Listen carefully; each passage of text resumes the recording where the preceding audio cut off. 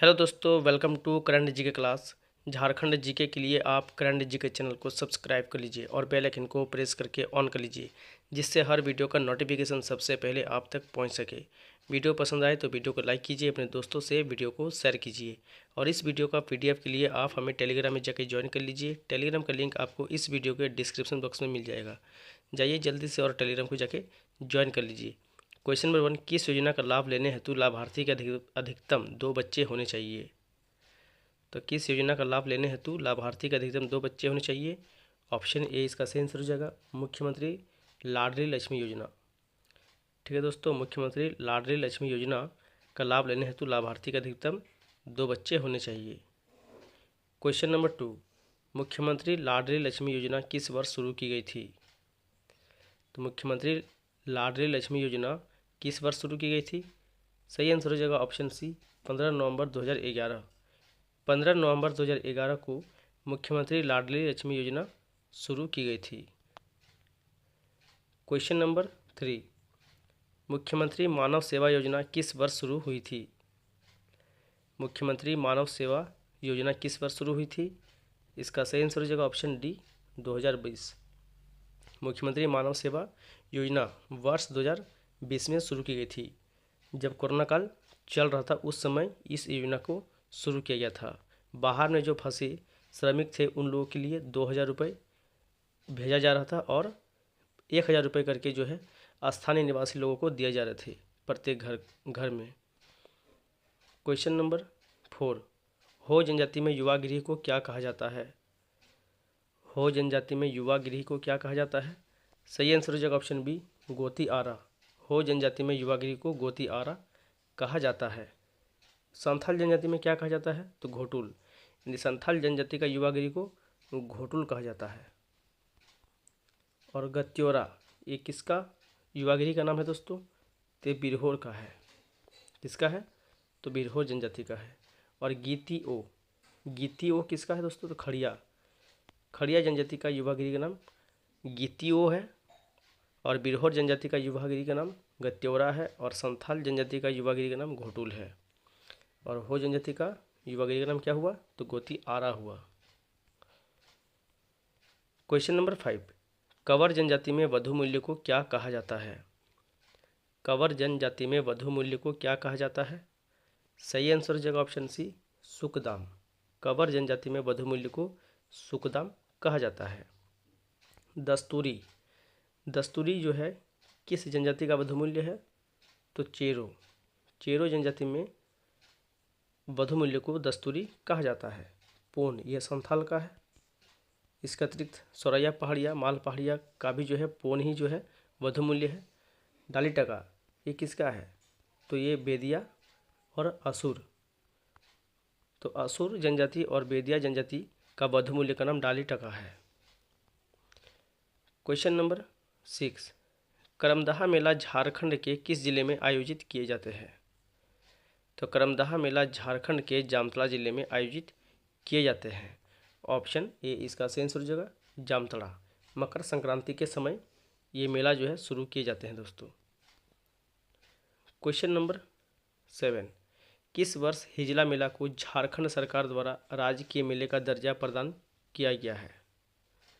तो किस वर्ष हिजला मेला को झारखंड सरकार द्वारा राजकीय मेले का दर्जा प्रदान किया गया है? इसका सही आंसर हो जाएगा ऑप्शन डी, 2015। 2015 में हिजला मेला को झारखंड सरकार द्वारा राजकीय मेले का दर्जा प्रदान किया गया है। क्वेश्चन नंबर 8, हिजला मेला का आयोजन किस नदी के किनारे आयोजित किए जाते हैं? हिजला मेला का आयोजन किस नदी के किनारे आयोजित किए जाते हैं? सही आंसर हो जाएगा ऑप्शन सी, मयूराक्षी नदी। मयूराक्षी नदी के किनारे हिजला मेला का आयोजन किए जाते हैं। क्वेश्चन नंबर 9, किस पर्व में महिलाएं भाग नहीं लेती है तथा जिस परिवार में कोई महिला गर्भवती हो उसी परिवार का पुरुष भी इस पर्व में भाग नहीं लेता है? यहाँ पर उसी हो जाएगा। तो किस पर्व में महिलाएं भाग नहीं लेती है तथा जिस परिवार में कोई महिला गर्भवती हो उस परिवार का यानी कोई भी पुरुष भी इस पर्व में भाग नहीं लेता है? तो इसका सही आंसर हो जाएगा ऑप्शन बी, चांडी पर्व। ठीक है दोस्तों, चांडी पर्व में महिलाएं भाग नहीं लेती है, यानी कि गर्भ महिलाएं जो है भाग इसमें नहीं लेती है, और उस परिवार का कोई भी सदस्य भी जो है इस पर्व में भाग नहीं लेता है। चलिए देखेंगे क्वेश्चन नंबर हम लोग 10। चांडी पर्व किस जनजाति द्वारा मनाया जाता है? तो चांडी पर्व उराव जनजाति द्वारा मनाया जाता है। ऑप्शन ए इसका सही आंसर हो जाएगा, उराव जनजाति। Question number 11। पाठ क्षेत्र का शाब्दिक अर्थ क्या है? तो पाठ क्षेत्र का शाब्दिक अर्थ समतल जमीन है। ऑप्शन डी इसका सही आंसर हो जाएगा, समतल जमीन। Question number 12। पाठ क्षेत्र की आकृति कैसी है? पाठ क्षेत्र की आकृति त्रिभुजाकार है। कैसा है? तो त्रिभुजाकार है। ऑप्शन बी इसका सही आंसर है, त्रिभुजाकार। Question number 13। झारखंड राज्य की कुल स्थापित विद्युत क्षमता कितना मेगावाट है? तो झारखंड राज्य की कुल स्थापित विद्युत क्षमता कितना मेगावाट का है? सही आंसर हो जाएगा ऑप्शन ए 2735 मेगावाट, यानी 2735 मेगावाट का है। तो झारखंड राज्य की कुल स्थापित विद्युत क्षमता 2735 मेगावाट का है दोस्तों। Question number 14। पतरातू ताप विद्युत गृह की स्थापना किस वर्ष हुई थी? तो पतरातू ताप विद्युत गृह की स्थापना किस वर्ष हुई थी दोस्तों? सही आंसर हो जाएगा ऑप्शन सी 1973 की हुई थी, यानी कि चौथी पंचवर्षीय योजना के समय जो है पतरातू ताप विद्युत गृह की स्थापना की गई थी। और ये पतरातू ताप विद्युत गृह कहाँ है? तो रामगढ़ में है।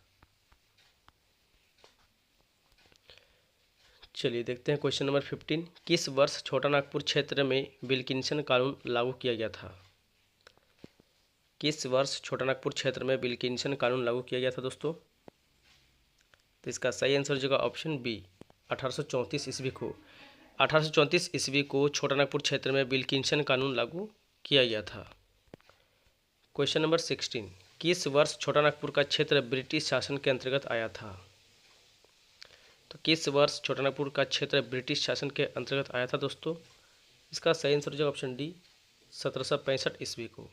1765 ईस्वी को छोटा नागपुर का क्षेत्र ब्रिटिश शासन के अंतर्गत आया था। Question number 17। गौड़ाई जनजाति किस भाषा का प्रयोग करते हैं? गौड़ाई जनजाति सदानी भाषा का प्रयोग करते हैं। ऑप्शन ए इसका सही आंसर हो जाएगा, सदानी।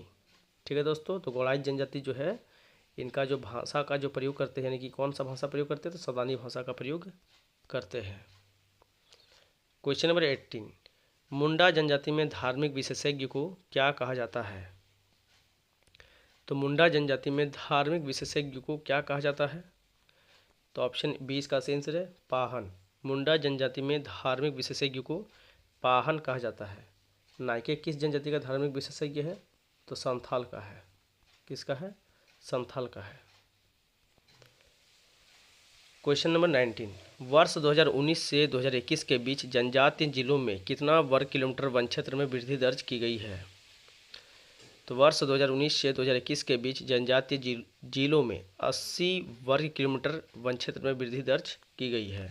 ऑप्शन ए इसका सही आंसर हो जाएगा 80 वर्ग किलोमीटर।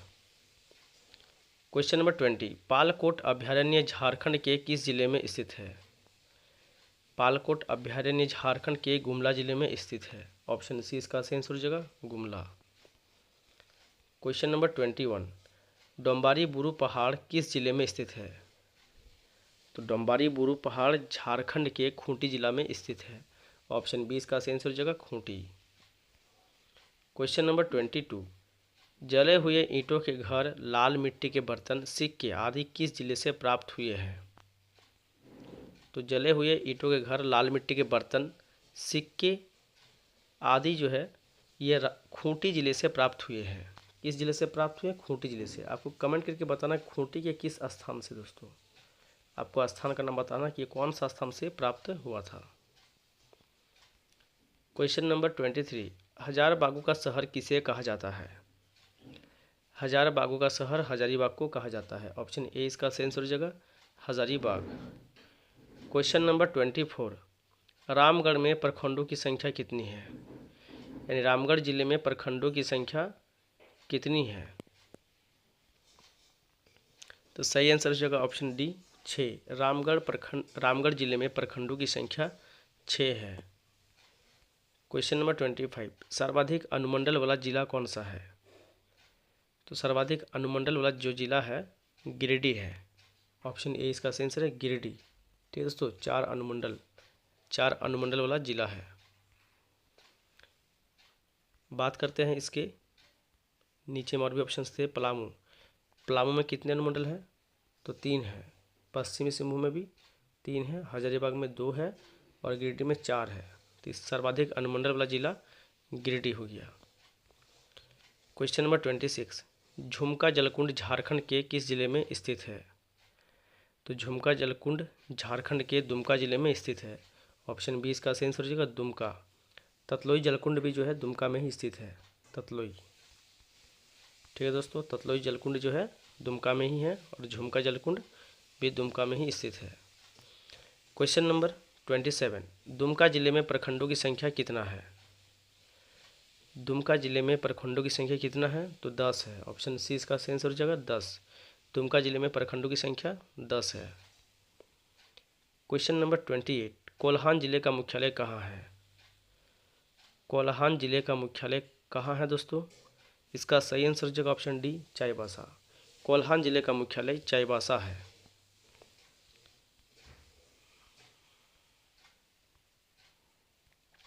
क्वेश्चन नंबर 29, निम्नलिखित में कौन सा जिला संथाल परगना प्रमंडल के अंतर्गत नहीं आता है? क्वेश्चन ध्यान दीजिए कि संथाल परगना प्रमंडल के अंतर्गत नहीं आता है, तो कौन सा नहीं आता है?